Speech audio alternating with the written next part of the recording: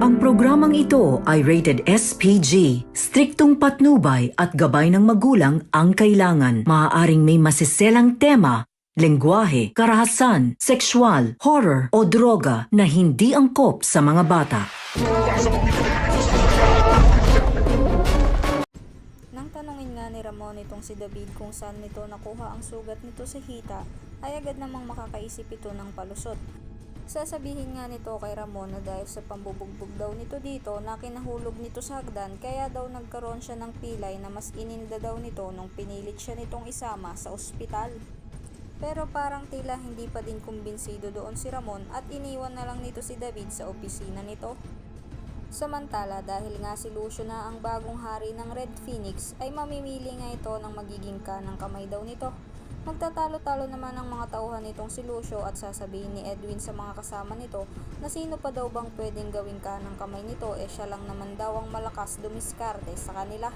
Kaya ganun na lang ang gulat at pagkaasar nitong si Edwin ng si Santino nga ang napili ni Angkong Lucio para maging kanang kamay nito.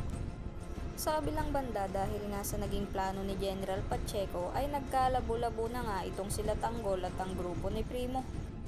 Dahil nga sa ginawang paglusob noon nila Primo sa pasugalan ay itinuturing na sila nila Tanggol na kaaway.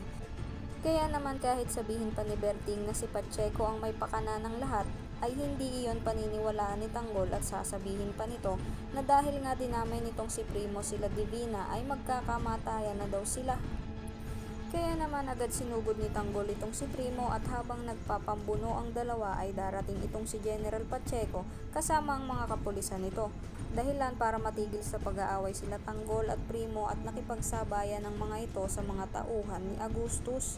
Hindi naman nakaligtas itong si Tanggol at tinamaan nga ito at agad nga itong pupuntahan ni Primo at tutulungan niya itong si Tanggol. Dahil nga sa sobrang galit nitong si Agustus at gustong-gusto na nitong tapusin itong si Primo, ay kukuhain nito ang pinakamalakas na armas nito at nang akmang babarilin na nito si Primo, ay makikita iyon ni Amanda kaya naman agad natatakbo itong si Amanda papunta kay Primo at ihaharang nito ang sarili para maligtas nito ang pinakamamahal nitong si Primo.